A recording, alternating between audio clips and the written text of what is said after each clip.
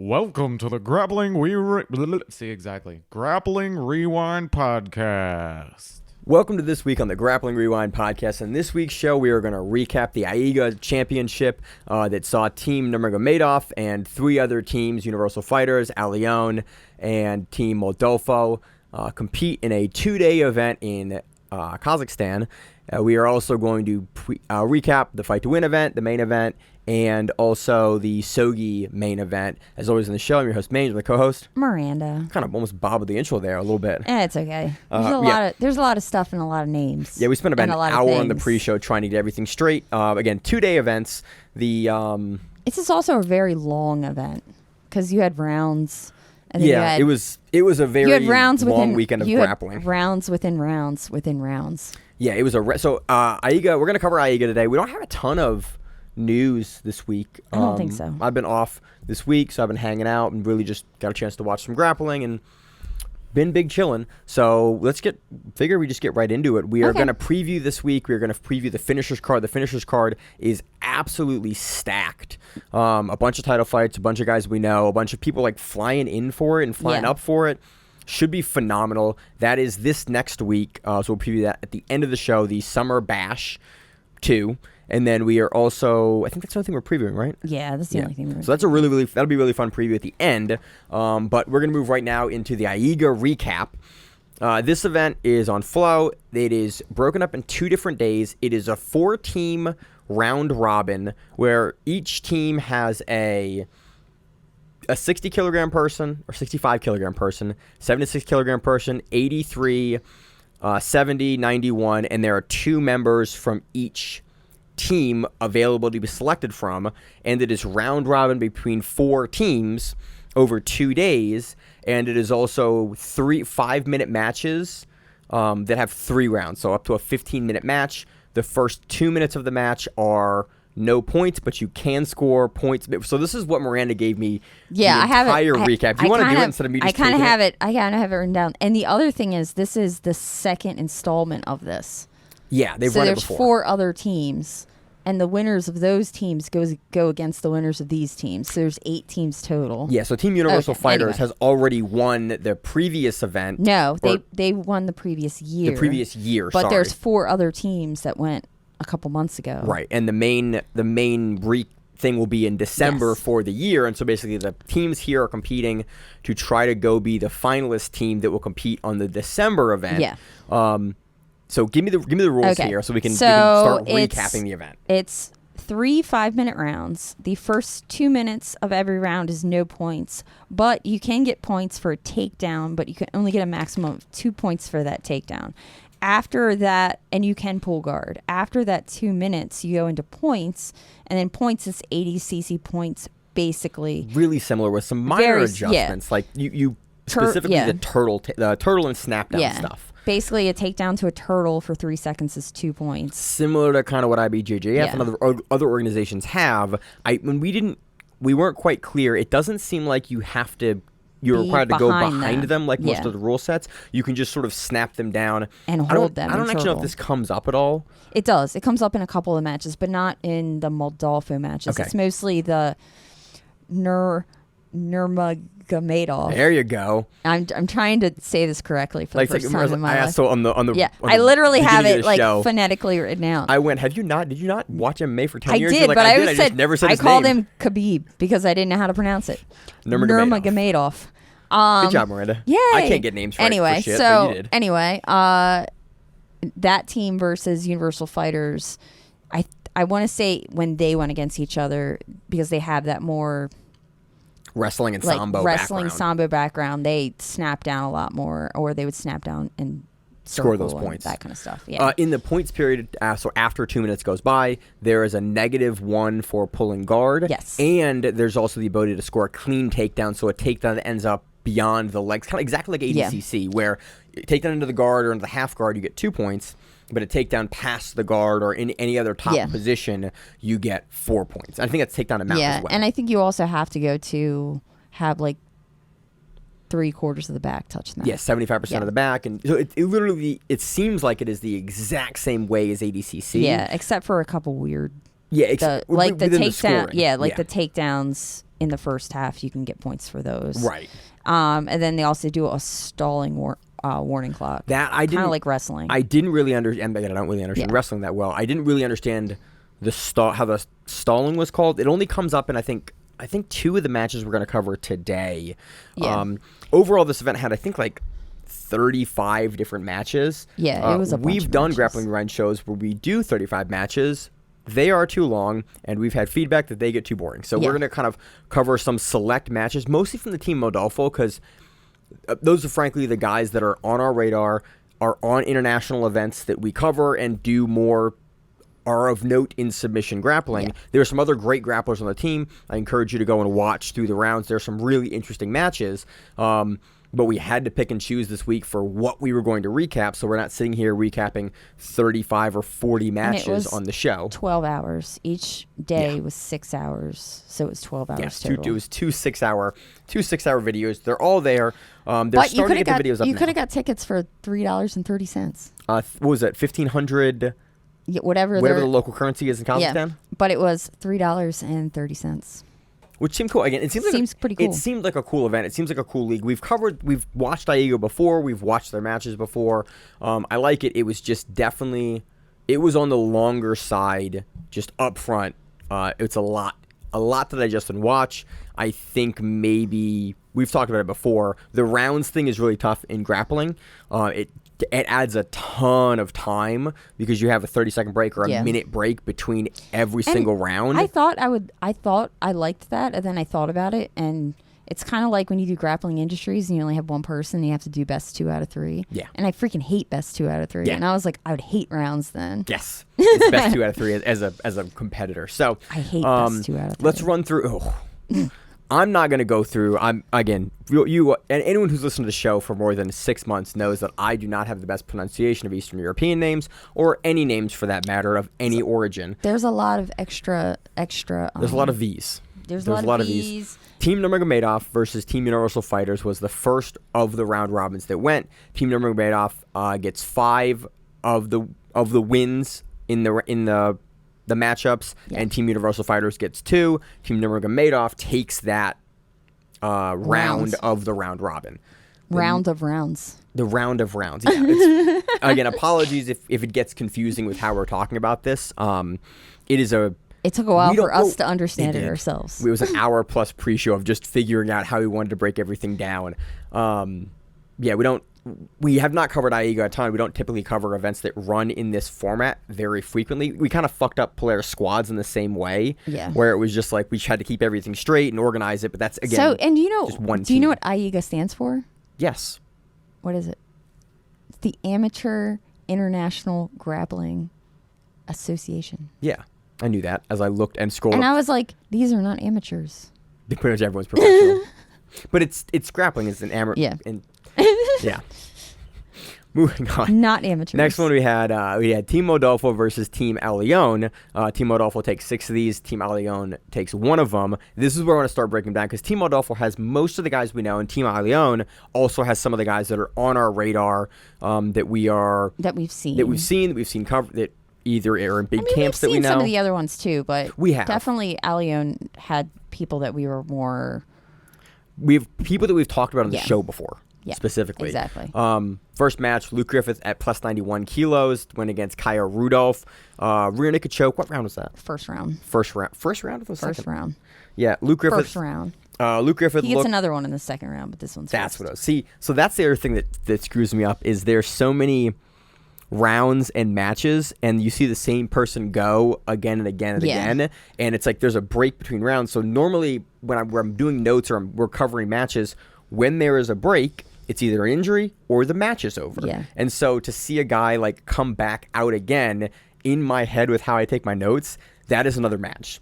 So some of these guys in my head had like 6 and 8 matches this weekend. Well, and it is so confusing. They did in theory. Essentially with the rounds, yeah. But it in my head, it gets so confusing to follow this. So if I'm going to screw that up repeatedly.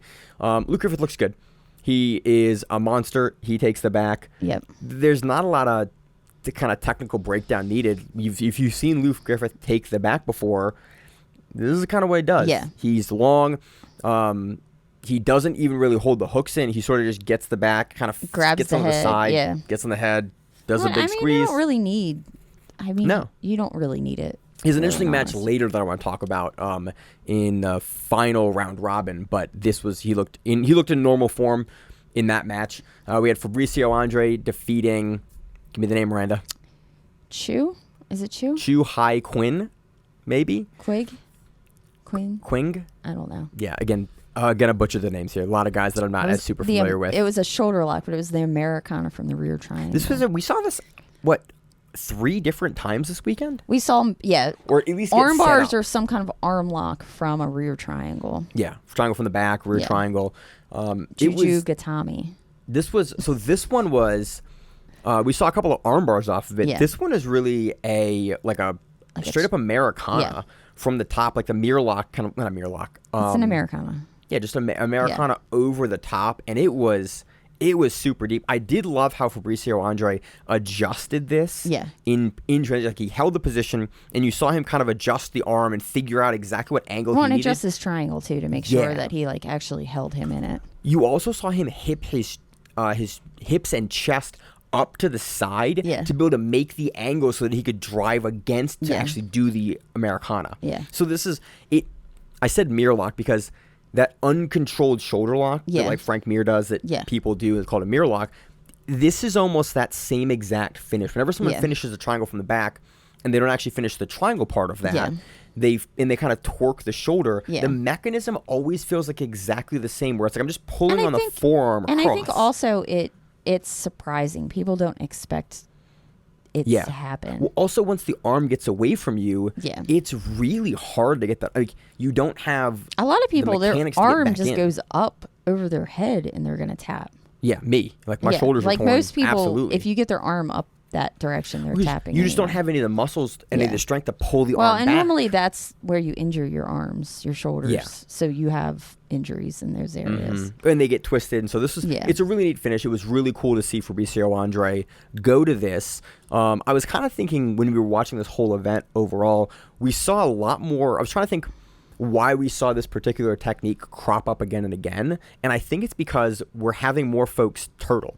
And people are getting Yeah. better and better at attacking the turtle. We saw Dante Leon go Well, to it. and We saw Fabricio because Andre go to it. it also makes you not have points scored on you.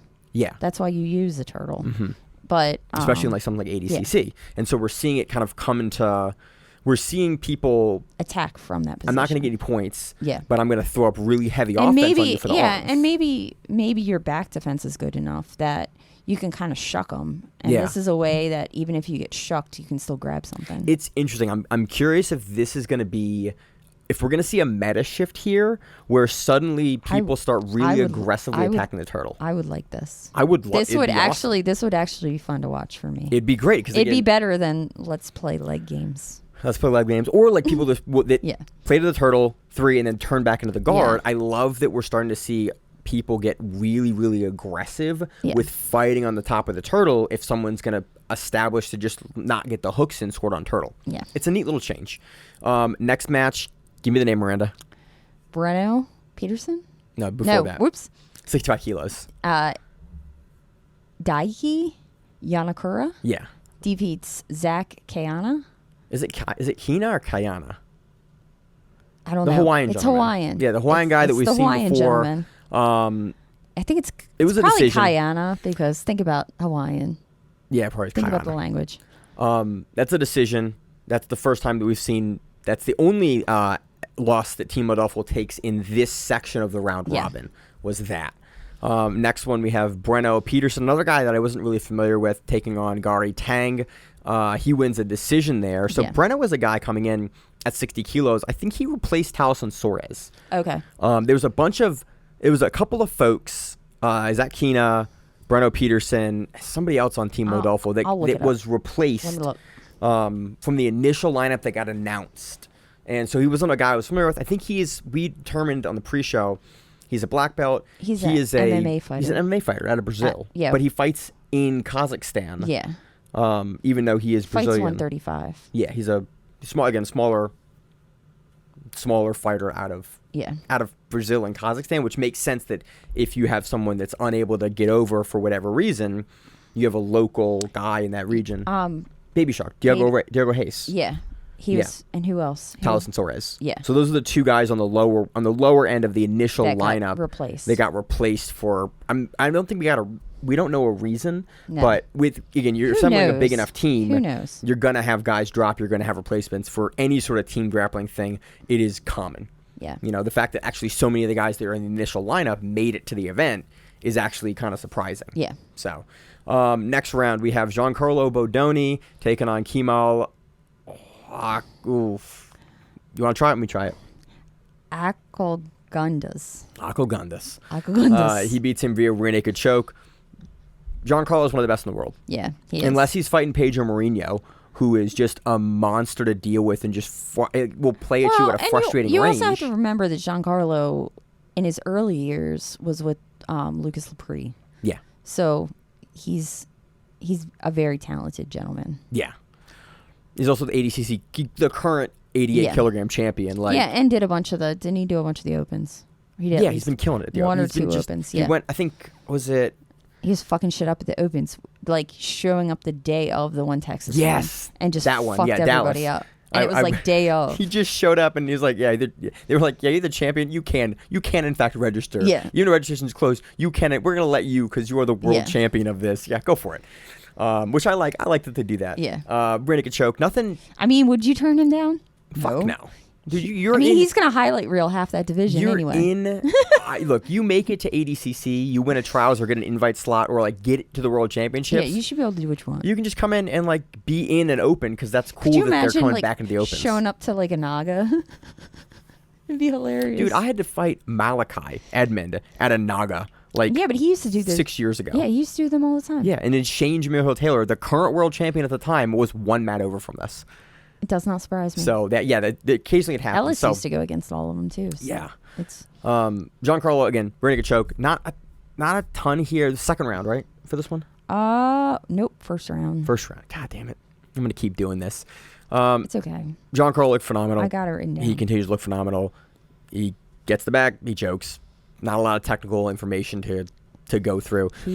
A match that I do want to talk a lot about is Isaac Michel and Joseph Chen. So going into this, I thought, I was like, I know Isaac Michel was at B Team for a long time. Yeah. He was with Craig a long time. And I know Joseph Chen was a newer-ish addition to B Team. So on the pre-show, I asked you, I was like, hey, were they at B Team at the same time? Not. And you were like, no, they were not. They actually missed each other at B Team. Because Isaac left a while ago.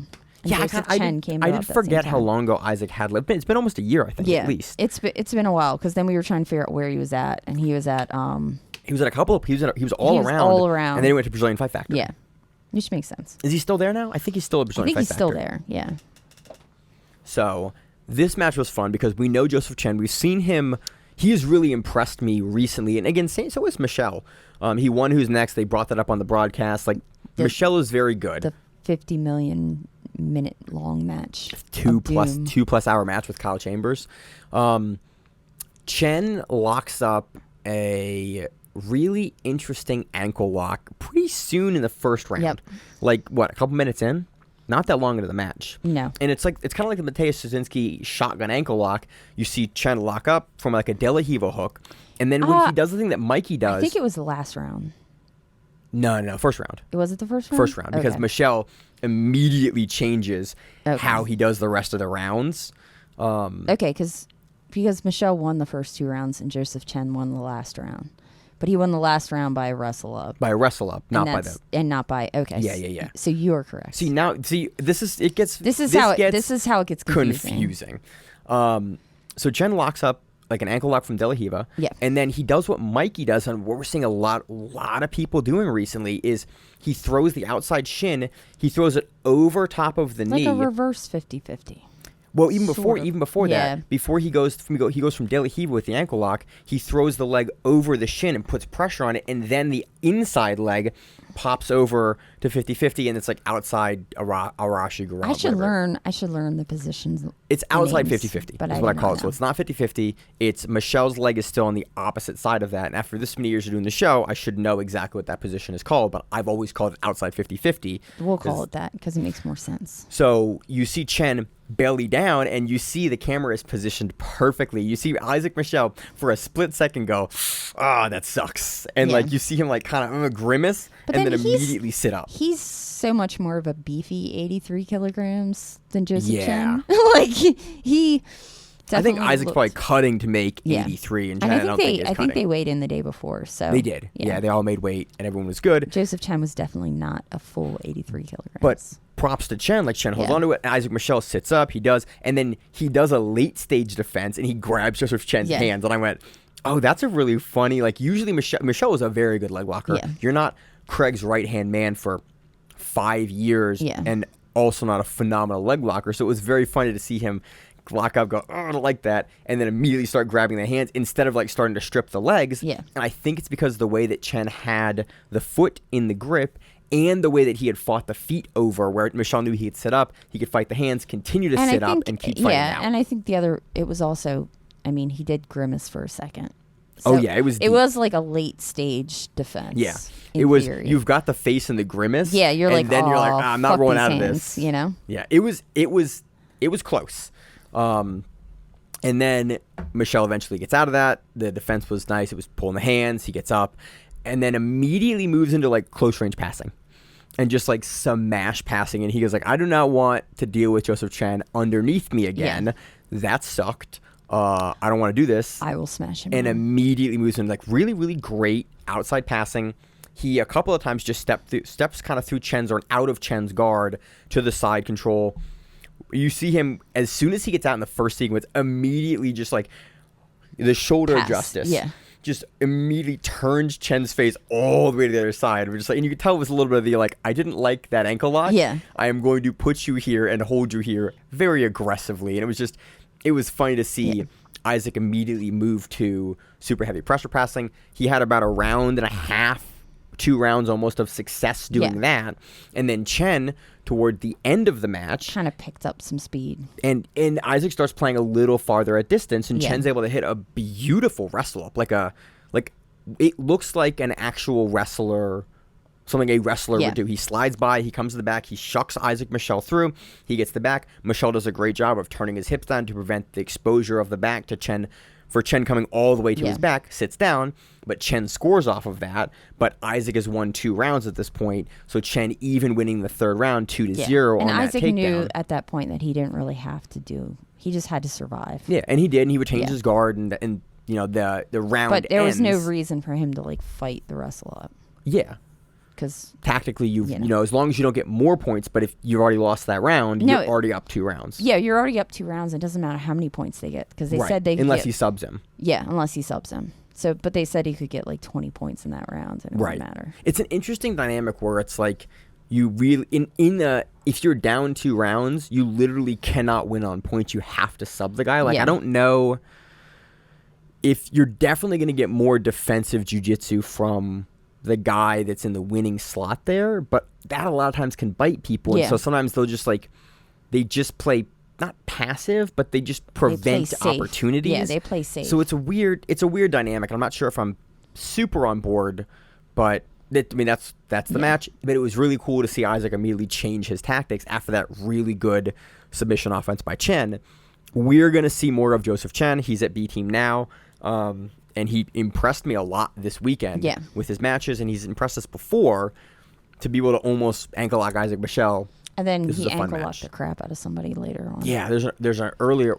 No, It later. was a later Later. match where Yeah. he just like bellies down He an ankle comes lock. out in like 35 seconds, just heel Yeah. hooks the shit. There were a out of him. lot of like really quick Yeah. heel hooks and ankle locks And I in think this tournament. we came to the conclusion too, a lot of the non-American standard competitors. A lot of the European The caucus, European, the caucus, like, Kazakhstan, Dagestani. They were group.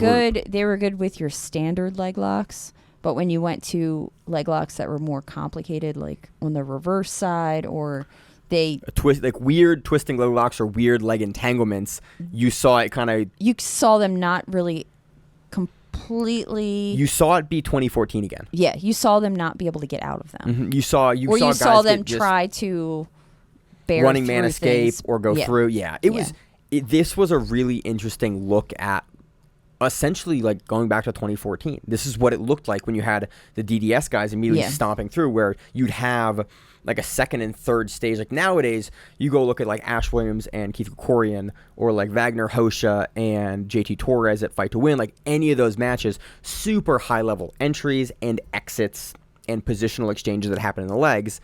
You had a lot of the folks in this tournament that obviously like that is just not a part of the game as much in their gyms or in these regions, and you saw them get stuck with like a knee down where their legs were trapped and they just had no out and had no roll through to get out of these positions. And so a lot of the second and third level like escapes and transitions were just not present here, because again, you have guys that are fighting in MMA that are coming in to do grappling. And the other thing was, they said generally under AIGA rules, you can't heel hook. Yeah. And that this event, they allow you to heel hook, but generally you cannot. Yeah. So there is that.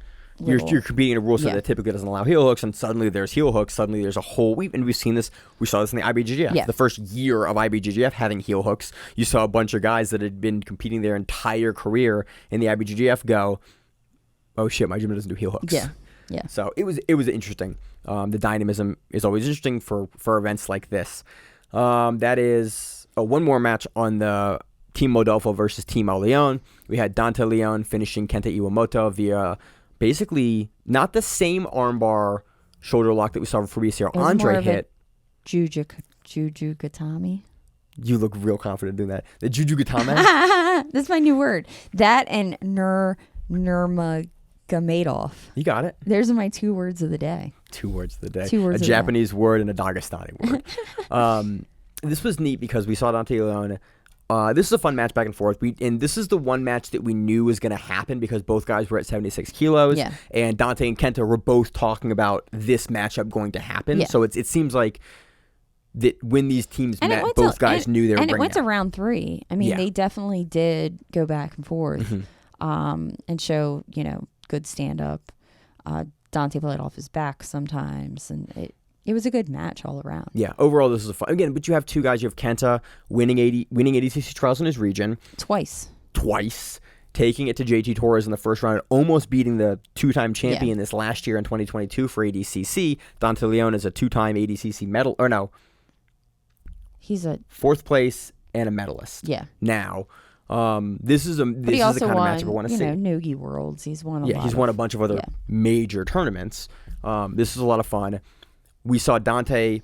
We saw Dante at a larger size because he was bigger when he went against Krellenstein. Or no, he was smaller. He was 55. Yeah, so he's 55 when he went against. Yeah, 76 kilos is like 170 something, isn't it? 77 kilos is 169. Okay. So it's 67 or something like that. Yeah, 68, something like that. So he's probably not cutting as much weight if he just competed against Krellenstein, what, a week ago? Yeah. 2 weeks ago? Something like that? Something like that. He had a quick turnaround time there. What was I forgot exactly, my notes, I don't have it.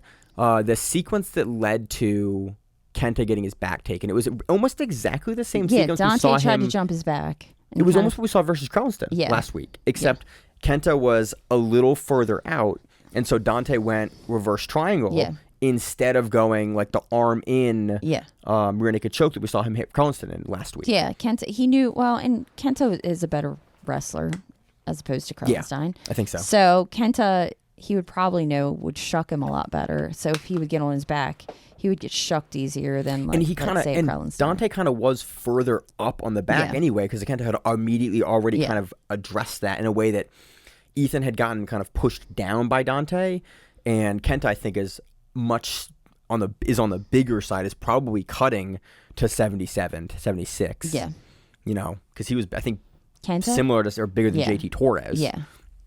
So I think Kenta was even bigger than Dante here. Shucked him off, but Dante made the adjustment, made the transition, and a really, really nifty kind of slide off to the back. Dante doesn't go Kimura he goes, on the top side. He straightens it out. Americana, sir. Sorry, Americana. Americana. The submissions you say don't work. They don't work. I've just hit a bunch of them, but You to spite me. You hit him. I do. And then Kenta gets armbarred over the top of Dante's thigh. Really, really nice armbar, nice and straight. But it does suck because apparently he got injured in the armbar or the shoulder in this, which sucked because I really like seeing Kenta. I like seeing him compete. Hopefully it's minor and it was one of those like day of like, it got popped. It's sore, but it will heal up soon. Yeah. But Dante takes this via armbar. Team Moldofo defeats Team Leon 6-1. Really, really put it to that team, and this was a fun set of rounds. Next, we had Moldofo. No, we had Moldofo versus Nurmagomedov. No, there's no N there. Damn. Team Moldofo versus Team Nurmagomedov. Yes. I've only been saying his name for like almost 15 years now. Khabib's team. We had Alejan Imabek defeat Bruno Peterson via inside heel hook. That was the first round. That was the 60-kilogram match. Yes. And again, this is when I looked up kind of more about Bruno because I just wasn't as familiar with him. He had won via points in the earlier round. I just wasn't as familiar with. Or sorry, was it a sub? No, it was points. It was points earlier, so he gets subbed here. Next match we had Gabriel Souza defeating Kurban Kayadev via points. That was the match where Gabriel Souza was yelling at him. There's Kurban goes for a takedown, and Gabriel Souza's head hits outside the mats. It hits the metal thing on the mat, and you see Souza. You see Souza look and go the fuck, my man. And then they yelled at each other at some point during the match because something, I forget what it was. It was something like somebody was holding on to something. I don't know, but they got upset. They had some beef during that match. Souza takes that on points. I have it here. I don't remember exactly what the points were. It was in round 3. So no points until round 3. And then Gabriel gets 2 points in a wrestle up from a leg exchange. And then 3 points when he takes 5 points total. Yeah, he wins that by 5-0. And there's no points in the other rounds. Nope. And then we have Isaac Michel. Isaac Michel defeating Shamil. Belly down armbar. Sheik Shabakov. In a belly down armbar. Mm-hmm. I butchered Shamil's name. I know that. We're not the best of these. Not the best. Round 2, belly down armbar. Yeah, this was, again, kind of standard. I love belly down armbars. It was very good. It was Isaac Michel. You could see Isaac Michel put some juice into this one. Yeah. When he gets it, because Shamil had kind of been wiggling. He'd been trying to kind of yank his arm out. And all the Team Nurmagomedov guys, whatever. All of them they fight things that they probably shouldn't be. Don't want to tap. You put in the pre-show. You're like, none of those guys wanted to tap. No, they don't want to tap. They did not want to tap. They and they scream were tap. A couple times. A couple of them. It was like you'd either get a one tap out of them, or you would get rapidly tapping and screaming. The one tap is the Brazilian tap. The Brazilian tap. Yeah, you get. There was a bit of that, and there was a couple of times where it was I think that Team Moldofo was aware of that. Yeah. Because you saw sometimes where you would see that was a Brazilian tap. Yeah. And then you'd see them they knew that that was gonna happen, and just didn't crank beyond when actual taps happened. What you tell anybody who competes regularly, you hold it until the ref tells you to stop. Yeah. Or when it's blatantly obvious that the guy is screaming and tapping, then you let go. Yeah. But there were a couple that were held on a little long. On a lot of sides. There was a brawl at one of the things almost happened. Yeah. That's later on. That was later on, wasn't it? Yeah, that was Nurmagomedov versus Alion. Yeah. Yes. We had Zach Kina defeating Khalid Al-Sladov via inside heel hook. This is again what we talked about earlier. But this was a false reap. Yeah, which is again a more non-standard heel hook entry, and you saw a bit of not hesitation from Khalid here, but not really. Not defense we're used to. Not being as concerned than he should have been. It was the urgency to escape wasn't there. Urgency, and that's what it was. Interesting. The urgency just wasn't there, and somebody who does this regularly, or at least sees it regularly, if somebody gets a false reap on you and goes for your heel, you need to be urgent to get the fuck out of there. Yeah, and these guys just did not have that. Yeah, it was. Unfortunately, that creates problems. Yeah, so Kina gets a really nice inside heel hook from the false reap. There's really not much to it. He kind of just gets to the false reap and then just switches the grip. He digs the grip. The commentator goes, "Oh, he's digging for the grip." Yeah. And then you see and Khalid. he was being coached by Cole Bate because they're both AOJ. Yeah. Yeah. And Cole looked. We'll talk about his match in a minute here. He finishes Khalid here. Giancarlo Bodoni defeats Murad Ramzamov via verbal tap. So we had 2 of these in a row. And then next, John Hansen defeats Imavov Magomedov. They had said that Murad had hurt his elbow with Giancarlo in round 1. So he refused to come back. Because Giancarlo had... Basically, he refused to answer the bell. Yeah, it was a it's called retirement, usually what it is on the stool. And it's usually in MMA or like boxing, it's called retirement. You quit on it. Quitting on the stool, I think, is a not a correct term because retirement doesn't necessarily mean that the guy quit. If you get injured... But then you have Stoolgate that happens. Yeah, well, there's things. But Murad, in an earlier round, Giancarlo has his arm all the way out. Not all the way out, but like... He's fighting his arm hard. He's fighting his arm hard. And Giancarlo very clearly was in the driver's seat of the majority of this match with very little opposition. Yeah. Murad is able to finish the round, but either got hurt or didn't want to continue. And the coach tapped for him. Yeah, and they were like, okay. So he didn't come out for the following round. Yeah. Same thing happened in John Hansen versus... Yeah, but this was like a give up. Like Magomed just was like, "Fuck this shit, I'm done." John Hansen, I like John Hansen. John Hansen's my guy. He's a cool dude. We flew out to Zach and I flew out to Nebraska to train with him before ADCC. I love covering him. Love covering his matches. John Hansen is 260, 270. Yeah. Multiple time trials winner. He's just gonna sit on you. A monster to deal. I've seen him in the room, and in competition at UWW and trials, just handle guys. I was in Poland. That's where he's at this weekend for UWW. Yeah, he's on UWW this weekend. And he gets on top of Magomedov, and he just like shin wipes through his guard, gets on top, and you just see Hansen just like level and just underhook and just hold him up and just intense pressure for about 4.5 minutes of the 5-minute round. And Magomed is trying to get out, doing everything he can, and Hansen just sits on you like a truck, where it's like... Hey man, unless you're a guy like Nicky Rod or like unless you're like on the upper echelon of elite, you're just gonna have no hope of getting out from underneath John Hansen. Yeah, you also need the size. You need like almost the same size. You have to have some freak physical attribute if you're gonna get out from underneath John Hansen. And then Magomed goes back to his corner and they go like, "Yeah, man, I'm not gonna do that again. Like I'm not gonna deal with John Hansen on top of me again. That was horrific. I'm done here." But it was funny in this match. In this round, to have 2 different, like, did not answer the bell in the second round, like, back to back. It was such a weird... It's weird to have it happen one time. It's weird to have it twice in a row, back to back. And it was... What was also interesting, for me at least, was I wouldn't expect that team to be the one that would do that. So, this got brought up... They're MMA guys. This got brought up in the comments of something I was watching. Might have been an Instagram comment. The thought process is like, hey man, these guys got paid. These guys are MMA fighters. They're being paid to come in. Oh, which guy was it? One of the guys fought literally 3 days ago. Jeez, I didn't know and then that. did this one. Ali. Okay, he's not in that one. He's in one of the later ones. His last name is Abudulev. Abudulev. He's on the he's on United Fighters. Okay. He's a United Fighters guy. He's the one that killed Luke Griffith later on.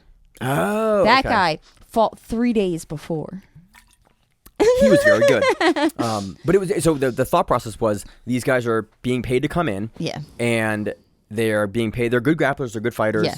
But the minute that it's not going to go their way, or their risk of injury versus professional grapplers, they're like, I did the match. I did the thing. I'm not going to beat this guy. Yeah. I'm just going to potentially get injured and like destroy my career. So I'm done. And so I can understand. I'm never going to fault a guy for throwing in the towel in combat sports because it's super dangerous to go against like John Hansen, Cole Abate, Giancarlo Bodoni, Isaac Michel. Like all of these guys only grapple and they are at the top of the world in that sport. And they can break you easily if you slip up for a second. And so if you're not going to win... you did the round. Yep, I'm not going to have any chance of beating that guy and he can crush me. I'm done. Like it's odd to see, but combat sports are super dangerous. I can never fault a guy for doing that. Not everything needs to be a go out in your shield when you're fighting monsters. We saw it in the UFC this weekend, like Weili Zhang, versus Amanda Lemos, was 5 rounds of just like no answers and just getting demolished. And one of the most one-sided matches of all time that you could have called that in the second round, and it would have been a perfectly fine result. Most fighters aren't going to give up.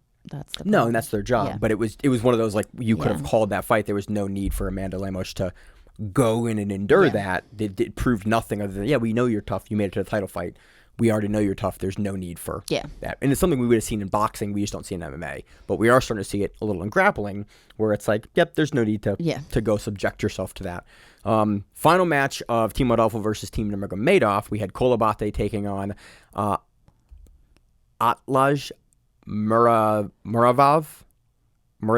They settled the names on the broadcast. Yeah. Mike Ponderosa did a great job. They both did a good job. Mike Sears. Because there's a behind the scenes thing of Mike like talking to one of the translators and like going through every single name and getting the names down, and like I love when guys go and do that. Like it's something that we should do more. But we just don't have, honestly, a lot of it's just time, and I don't have the resource to I don't have someone I can call to ask the names, but I love when announcers and commentators, I love seeing behind the scenes of them putting that work in for events. We're normal humans with normal jobs. Yeah. So Kolobate, this was, I'm getting this mixed up with the other heel hook that Kolobate finishes. This is the 2-minute one, round 1 heel hook. Was this the one that so Kolobate hits a couple of heel hooks. This isn't the real fast. This isn't the one that I like. Yeah, this is the other one. This isn't the real fast one that he does like right off the freaking. This is not a false jump. reap. This is a kind of multiple leg lock entry, and then Kolobate rolls through.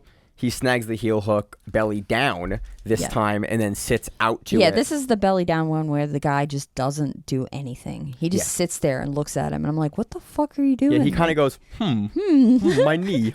Maybe it will explode. Kolobate does a really good job of digging the guys digging Muravov's knee into the mat, and then so Muravov goes to kind of like running man, but his knee is trapped into the mat, and Abate's leg is over, and he kind of sits there for a second, and Abate goes, right, and turns it the other way to go like belly through the heel hook, and then you get very, very rapid screaming and tapping. But it was normally it'd be like a weird like lapse of concentration or judgment, but it seemed like Muravov just kind of didn't really know what he needed to do in that situation. Or just didn't care. And Abate went, I guess I take the heel. Yeah. And then he did. Abate, we're seeing him go more into the legs in this tournament than we have ever before, and I'm excited for it. He's also now a black belt. I know. He wasn't a black belt before. IBJJF would not let him go into legs before. Which is so funny that now he's a black belt. Now he's like, I guess I look at the legs. Yeah. And, man, he is excited. I'm so excited for how Abate's going to look. I hope he goes to 77 this next year at ADCC. He should. Next match. That was the end of the second round robin with Team Moldofo versus Team Nurmagomedov. Moldofo takes that 6-1. And I believe that's the end of day 1. Yes, that was the end of day 1. Universal Fighters then takes on in day 2. How long this shit is? It's very long. This is a recap. It's long. Takes on Team Leon, and Universal Fighters takes that 4-3. And much closer. And you have the Joseph Chen versus Abdullah Hali. And it's like an Aoki. It's nasty. Yeah, it's nasty. It's gross. It's a nasty one. But again, it's back. It's Joseph Chen with really good leg lock transitions. He fights from a straight ankle lock to the Aoki lock in like during the match and in the transition, because Adilov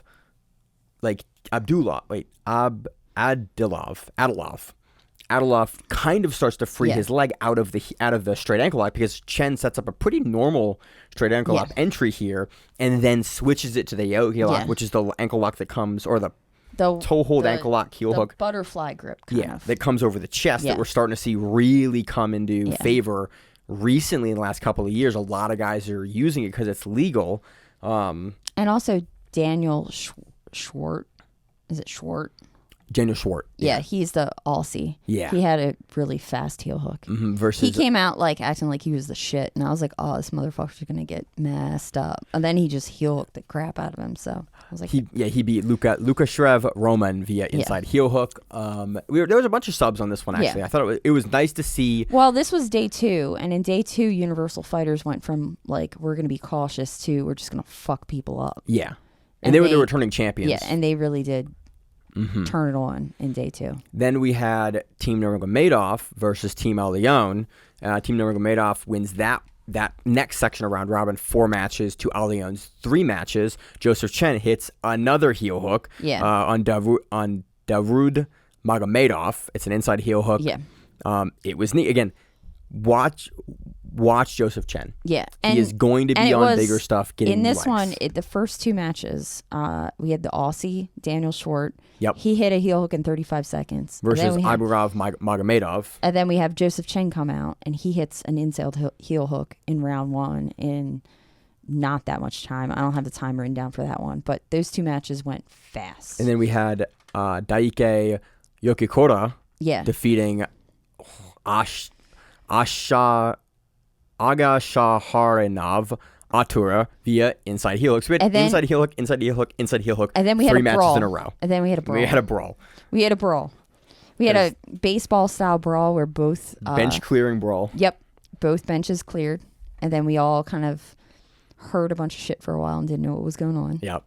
And then we're back. It looked like maybe that Yokikura had held the heel hook a little long, maybe. Yeah. But the Nurmagomedov guys, a lot of them were hesitant to tap, but it was maybe a little like that. Seems to be the reason for the brawl. I'm not there. I can't really speak to it, but that is kind of what it maybe looked like. And then we had a couple other matches in that. We had a cloverleaf finish in the final match, in the 76 kilo match, versus Bagir Gastarov versus Ozgir Hanaye.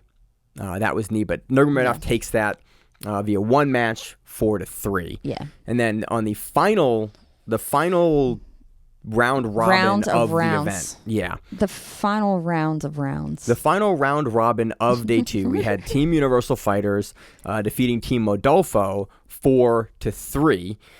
We had Team Ev. So yeah. No, not that guy. I think it is that guy. Okay. No, I'm trying to figure out who was the guy who fought. No, it's the second guy. It's Ruslan was the one who fought. Yeah, he fought the day So before. Team Ev Magobek. Sorry, I'm trying to read my notes. They're defeats Bruno Peterson via rear naked choke. That was the under 60. That was the 60 kilo match. Yeah. And then we had Abdullah Ruslan defeating Luke Griffith via points. And I called this the Battle of the Giants. Yeah, 2 big dudes. I think Hansen has beat Ruslan before at UWW. But Luke Griffith just really was unable to keep his guard versus Ruslan. Ruslan had amazing passing. He just, I think in every single round, he did once or twice. He passed rounds 1, 2, and 3. Yeah. He just kept on passing. And it was the same pass every single time. Yes, it was interesting. It was interesting. This is not a way we have ever seen Luke Griffith getting beaten before. Sorry, that I remember seeing Luke Griffith getting beaten before. And not since we've seen him kind of hit the new wave circuit. Even before he moved to New Wave, when he was still I don't remember. Was in trials. Yeah, I don't remember him prior to New Wave. But he was sort of an unknown quantity, but I never remember him having this. He's also a big motherfucker. He's like 6'5". But Ruslan is also gigantic as well. Again, very much above 91 kilos. I forget how big Ruslan is, but he is enormous. But this match is really interesting. I'm curious to see how the New Wave guys with Luke Griffith are going to watch this match and improve, because they always do. They always take these kind of matches and go, cool. And you usually don't see these kind of problems crop up twice. So I'm really interested in how they are going to game with Luke Griffith to figure out how he can prevent this style of passing it. Because Ruslan really just got low, kind of folded his knees over and sort of slid through. He's been in a bunch of movies too. Yeah. Interesting. I was trying to look and see what weight he fought at, but he's a big dude. Yeah, he's a big experienced dude. I was just curious if any of it said, but I can't read it. But yeah, anyway. Ruslan here takes a very clean 3-round victory over Luke Griffith with continued passing and then top pressure. Yeah. Griffith's never able to get his knees in, never really able to get up to get never out really from underneath Ruslan. able to do anything. Yeah, it was a very impressive performance from Ruslan, and I love that this happens at this point in Griffith's career. Yeah. Because we're probably never going to see it again. And in a tournament that it didn't really hurt Luke Griffith. Yeah, he got knocked out of a tournament. Yeah, it hurt his team. His team didn't win as a result, but it didn't it didn't stop his standings for like his ability to go on and progress in a larger tournament. So I like these sort of things for Luke Griffith. It's hard to call a prospect at this point, going to ADCC, winning trials, but at this earlier stage of his career, I think the new wave guys are really going to look at this and go, cool, this is what we have to do. This is how we have to fix it. And then we'll never see it again. Next one, we had Dante Leon defeating Abdullah Abduhali via armbar. Choi bar. This was neat. Again, Dante's, we've seen his inversion game for years. We are more recently seeing him play a little bit longer from the guard and less butterfly guard and being very comfortable playing at range from guys. We've seen him do that before in like the World Championships in his first Nogi Worlds title. We've seen him do this a little bit, but he seems to be very content if you were going to pass low on him to do exactly what we kind of see Lachlan do and like get out, get behind you, get up and get over and high step leg over you. And that's pretty much exactly what he does here. There's not, you said it's just a standard Choi bar. Nothing really unique about it. It's very controlled. He gets his hips up. Yeah, you get somebody to stretch themselves out well enough, you can get over the arm. Abdullah was like super low. Like Dante kind of like shucked by, and Abdullah kept his head almost onto the mat. And Dante went, "Cool, I take the arm." Yeah, and that was. I will take your arm now. That was it. What round was that? Do you have it? I do. Second round. Next match we had Shabdanov Magomedov defeating Zach Kina via points. Was this a points one? Yeah, it was a decision.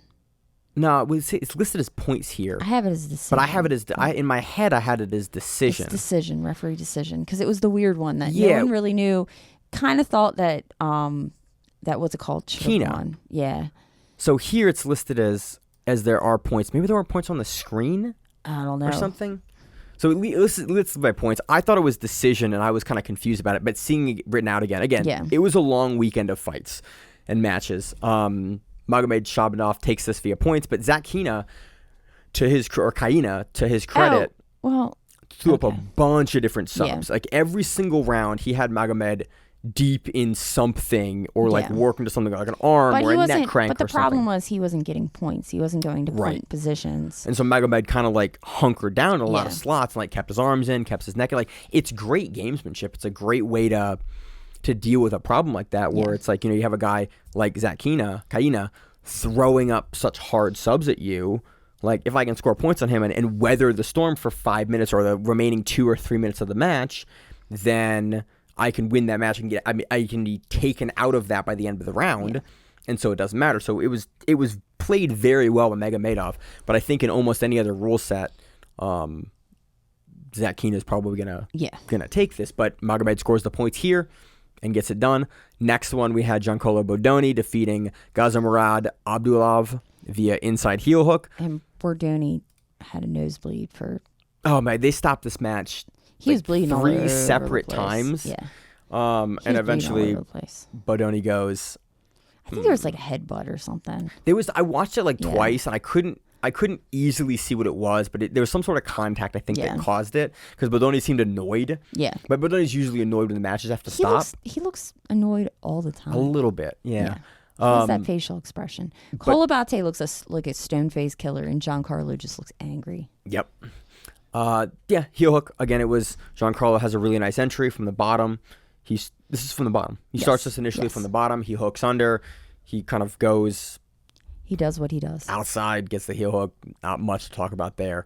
It was obviously that Giancarlo was the much more adept leg locker. There wasn't a huge amount of defense from Abdulov. No. And Giancarlo finishes the inside heel hook.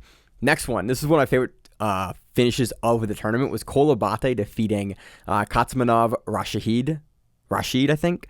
Kolabate is in the top of Z-guard and just goes, I'm just going to heel hook him. Yeah, it's quick. And just sits back and just nails a heel hook. And you see the drive in his hips and chest. I was like, that is a super deep heel hook. But Rashid just had a really tight like Z-guard, but had his leg floating and wasn't like in a position to sweep through. He was just holding it heavy into Abate's chest.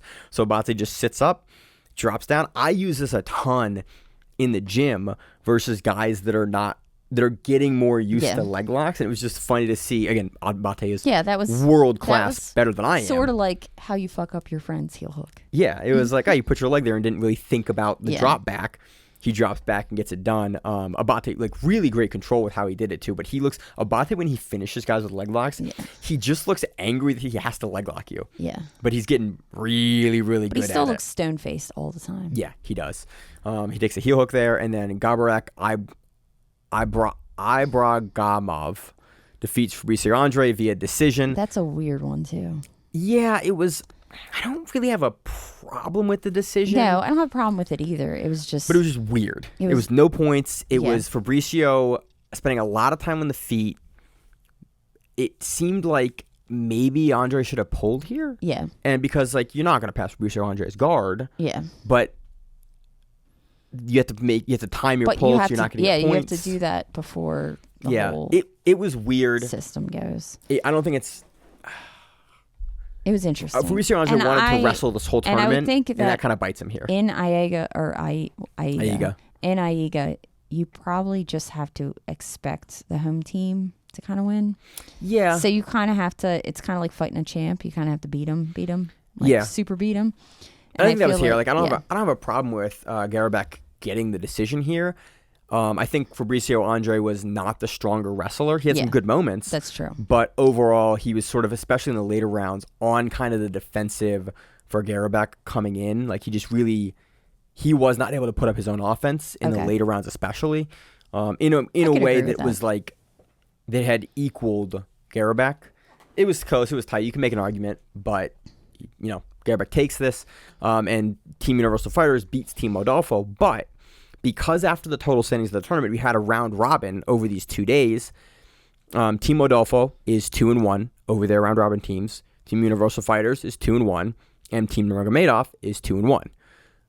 Team Aldeon is 0-3. Yeah. But then your secondary criteria, if you have a team that's basically submissions. 2-2, is how many submissions. Then how did Nurmagomedov? Yeah. How did they get third place when them and Universal Fighters both had 4 submissions?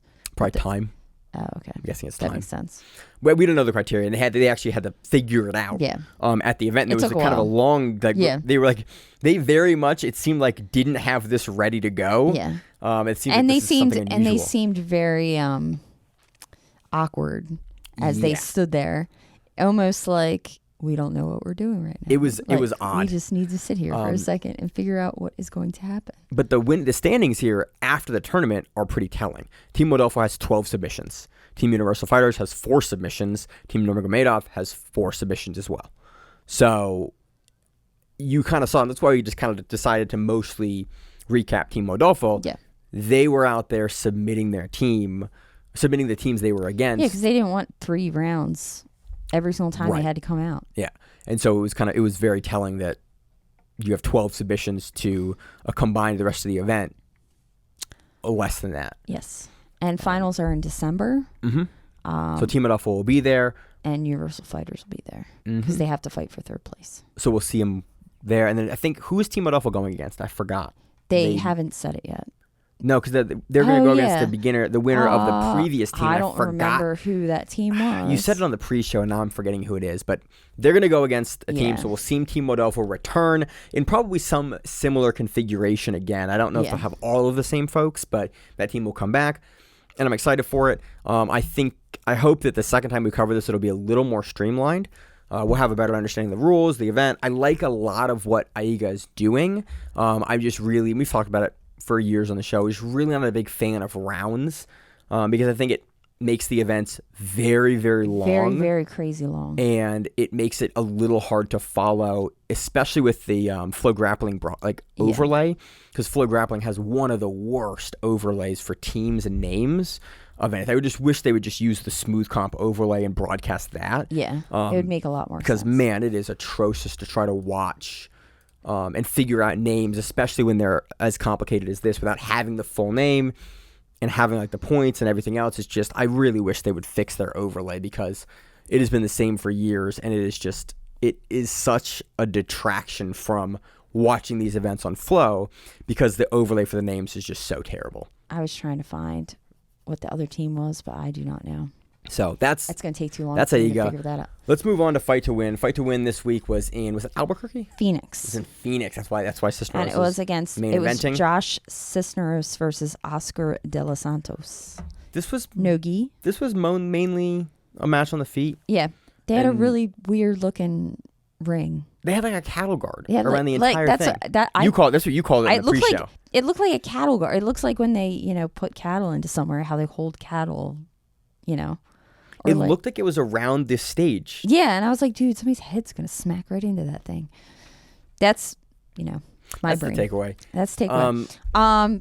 But Josh Cisneros does a flippy flip armbar, or tries to That's at my least. note. Flippy flip. Really at the end, it was really mostly on the feet, and then Cisneros towards the end of the match. Throws a really nice armbar over the top. Doesn't get it, but it Yeah. is definitely by far and away the largest submission threat that took place in the match, and in Fight to Win criteria, that wins you the match. And so, And I believe Josh is the champion. yes, Yes. yeah, So, 55-pound champion at Fight to Win. So cool to see him retain that. Yep. I wish there would have been a little more like activity from the match, but overall, the ending sequence was super nice. I'm impressed that Santos was able to get out of the armbar. He does a great job popping his head through, so Cisneros ends up back on the guard. Yeah. But that was kind of the exciting piece of that match. And then we also have this weekend. We had Soji. Yes, we had a ladies night Soji card, ladies night. which I love to see. I love when women get their own card and it showcases the female talent. We had a lot of fun matches on this card. We had Chelsea Mappa versus Kaya Jackson. Yeah, that was the main event for the bantamweight for that tournament that took place. And Chelsea wins by ride time. Yeah, goes all the way. It's about a 21-minute match overall is the video. 3 rounds. Chelsea wins on wide time. She is now the SOGI champion. There were also a bunch of other fun matches on this card. We saw Peyton Letcher finish a couple really quick leg locks. We also saw, who else did we see? I can't find it right now. Again, a bunch of women that we cover pretty frequently on the show were on this card. Awesome to see them competing in New York. Yes. On SOGI, we'll see them in the future, but it is nice to see Chelsea win and take the bantamweight strap. I hope that they have her back and get her defend that black title belt. soon. She got her black and got her belt. black belt. Yeah. That was cool. I saw in the interview she had her black belt like draped over her shoulders, and I was like, that's kind of cool to win a big belt at an organization and then get a black belt. So very well deserved. This next week, moving on to the preview section of the show. One last one. Yep. Summit Grappling in Mississippi. Oh yeah, that Max happened this weekend. Hansen went against Louis Pena. Yep, UFC fighter Pena and Heel hook. heel hook. Yes. When you're fighting, I don't think Pena's in the UFC anymore, but he was in a while for a while. Max Hansen was coached by Dante Leon. Is that even possible?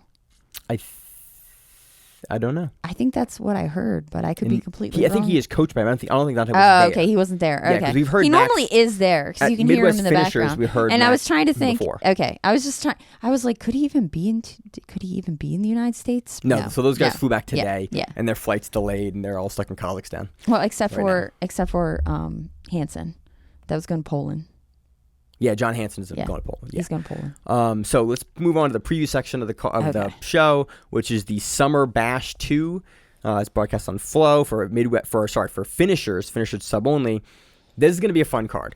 I'm going to run through a couple of the matches. We have Steve. I always get Steve's last name wrong.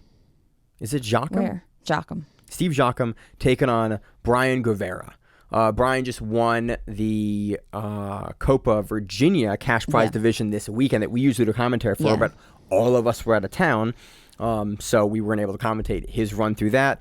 Finishes a really nasty ankle lock early in one of his matches, but he takes on Steve. Steve, I think, is the champion of Midwest Finishers. Is he also the champion of Finishers? I believe so because I know he went against. Was it Hansen? No, he went against. he lost the title, I think. Yeah, but it's the heavyweight title. Okay. That's Shangoli? Shangoli has. Okay, He yep. lost So Shangoli's against, competing He against him. lost against Shangoli the last So time. this is possibly a number one contender fight. Been really impressed with both guys. Brian is a guy that I don't think is on a ton of people's radar. We've talked about a bit on the show. I got a chance Is he to talk to still him. a purple belt? I don't think he's went brown yet. In quotes there. Yeah, Yeah, he's a yeah. standard.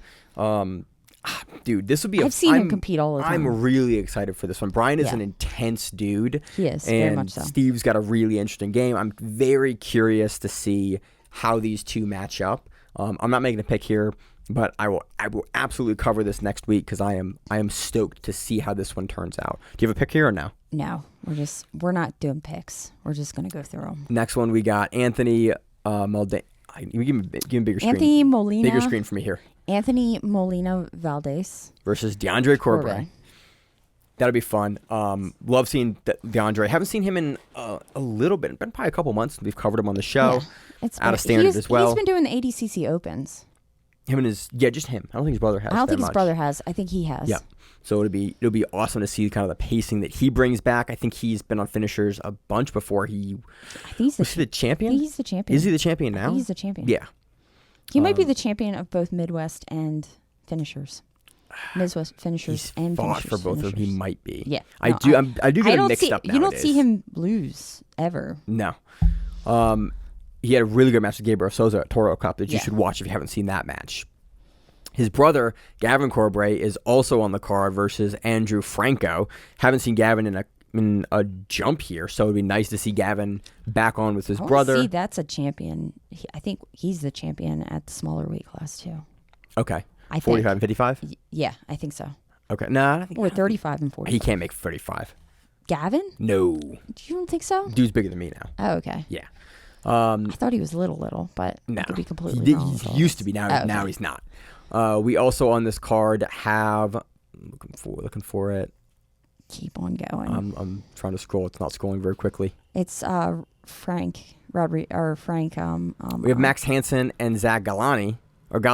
Somebody texted me how to say Zach's last name, and I do not remember how it is pronounced anymore. Galliani. Can someone text me again and let me Yeah. know so I don't stop butchering his name? Is he going against Sid or is he going against Zach? Because there's two. Or is he going against twice? Both. So Max Hansen is listed as going against Zach Alani and going against Sid Travalo, who actually I talked to Sid this week. Is Sid doing this? I didn't talk to him about Does this he because I know? didn't know that. I talked to him about something else. But he's potentially going against Max Hansen. Somebody's going against Max Hansen this weekend. Okay, so against Sid is his 55 title, and then he's going against Zach for his 170 title. So Hell he's yeah. doing two title defenses. Good in for one night. you, babe. I love that. That's awesome. That is gangster. After going against dude at Summit Grappling a couple days ago. That's awesome. Good for you, Max Hansen. So that'll be fun. Two belts at the same time. Yeah. You got to weigh in at the lower weight class to do that. So good for you. We also on the card have Frank Rosenthal taking on Julian Espinoza for the 45-pound title. Because Frank's had that for damn near Since for 4 years. Yeah. I Something saw like him that. recently at the New York Open. Yeah. He was doing really well. So that'll be fun. We also have Pat Shangoli versus Nick Willie, who we've called for, 4 years, Nick Wiley. Yeah, we called him the wrong last name for a while. Yep. So he's going on. So that's a heavyweight. yeah, because Pat Shangoli has that title now. Because Steve Jochum went again. Pat beat Steve by bride time. Yes, At I remember that now. the last finishers. Yeah. So that'll be a fun match. We also have somebody we've seen a lot. We have Kyle Myers taking on Shane Curtis. Yeah. Shane Curtis, we've seen on Grapple Fest, Yeah, on Polaris. in all the European cards. Yeah. So he's flying over for this card. That'll be a lot of fun. So Miranda and I both have, we'll tell the story on the podcast because it's funny. At Polaris or Grapple, I think it was Polaris. He's the goth lord. Let's begin that. He has tattoos all over his body and his face. He did a gi match. And Yes. he had this patch on his gi match that said athlete of Satan, kind of like they used to do the athlete of Jesus, like Brazilian patches back in the day. But he had an athlete of Satan, and it says God will not save your dojo. Yeah. And I saw it and I was like, I need one of those. And then I mean, if you're buying one of these, please get one for your boy. So we both got them. And then we have both not put them on our gis. Yeah, like I'm debating putting on my book bag and not my gi because I'm kind of, I don't really want somebody killing me at a tournament. We train with some folks that I don't care about the people I train with. I care about the people I compete against. I want to put on my comp gi. My comp gi would be hilarious. Guy's gonna kill me for that. If you can, hey man, IBJJF, they might just deny you. They might be like, you can't wear that. No, you can't. But no. So that's Shane Curtis. We've watched a bunch of matches. He has a great little gi patch that you can buy from either our Philly website or his website or something like that. That we thought was great. And so whenever he pops up, it's the website that sells you the water bottle that says steroids. Yes, that water. Okay, it's the unathletic. Yes, something apparel. Company. Apparel company or something like that. I think is what it is. But so Shane Curtis is on here. It's cool to see finishers getting guys to fly out to be on their cards. It's wild. It's awesome. This would be a dope card. We have, I think, 4 or 5 different title fights coming up for this. I might go up to this actually. Is it Saturday or is it Sunday? It is happening on Saturday, right? August 26th. That's Saturday. Is that Saturday? I think so. I might go up to this. If you do, tell me. I'll go with you. All right. So, making plans on the podcast. So this should be a great card. Yeah. Looking forward to it. I think that's it for the show for the week. I think that covers. All of our stuffs. It was. Oh yeah, they have a stalling call now. Yes. Thank God. So they stalling calls now. That's the same as Quintet. Zapatero. I think. Is that? It's one that I think is a little weird. It's a weird stall call. I mean, it makes sense, but it's weird. It's some weird stuff. Yeah, they've added a stalling call, added a yellow card. So your first call is a warning. Your second call, you get 30 seconds off ride time, or 30 seconds ride time, and then it's added to you. And your third call is a DQ. I think it's great for finishers to add that. It's been a problem that's needed to be addressed for years. It is unfortunate that they have to do it, but when you have a sub-only event with an overtime with some other selection criteria for winning, you have to deal with guys either with the mollywop rule or with stalling calls. I think they still have the mollywop rule. Which is rare to see, but I do like that they are doing something to encourage guys to push the action. Yeah. Because you need mechanisms to do that. Was it their event that had the guy that was just laying on his back? We've seen that before. Yeah, but it was might have been those finishers. Like recent finishers. I don't know if it was them. Recently a meme crossed the internets of a guy just laying there and having somebody run around him, and it became like a big ordeal. Yeah. And then they started all these stalling calls on all these different. I think it's good. I think we've needed it for a long time. I'm happy that they're looking to finishers. I keep saying Midwest finishers. Finishers is looking to stay up and stay modern and continue to advance the rule set. I think it's great. Again, some of this stuff is not my favorite, but I love that they are seeing a problem and actually putting a rule in place to address the problem, as opposed to just like, well, we encourage the athletes to do it. No, It's in the rules to mandate that they do it. I think that's the way you should do it for rule sets. So that's all I got. You got anything else fun this weekend? Not that I'm aware of. You going off to Masters World soon? Yep, going off to Masters World. So I'm going to go to the GP. You said you bought tickets to the GP. I did. I bought a ticket to the GP. And then they're doing a bunch of gi seminars. They're doing a Pedigo gi seminar. Pedigo. Those guys doing gi. Those guys do compete in the gi. They're not known for it. But it's the Hillbilly Hammer and Heath Pedigo in the gi. Oh, that'd be cool. I know. I have it marked as something that I may try to get into. If you go do it, let me know, because I would like to know what they teach in the gi. I don't know. I mean, they have good guys. They also have like a check mat one, which I think is kind of cool. Oh, that'd be kind of cool. Yeah. Sweet. So I'm not doing anything this week. I'm off. I'm probably just doing the podcast and catching up on a lot of grappling stuff. Maybe we'll go to the summer bash. Yeah, we might go up and do that. So I got nothing else for the week. Miranda, you got anything? Nope. All right, as always in the show, I'm your host, Maine. It's our co-host, Miranda. And we have the Grappling Miranda. See you on the mat. What it is, stay safe. If you like the show, please consider sharing it on Facebook with the folks at your gym. It's the best way that we grow the show, and we really appreciate it. You can reach out to us on email. We also have Instagram. We have Facebook. We have Twitter. We have Google Plus. Until that shuts down. We have a website. If you have an event you would like to have us cover, please let us know. If you have a name, like most people do, and you'd like to have us stop butchering it, Let us know. reach out to us. The show is also available on YouTube, Spotify, in addition to iTunes and every other podcast service. We very much appreciate your time, and thank you.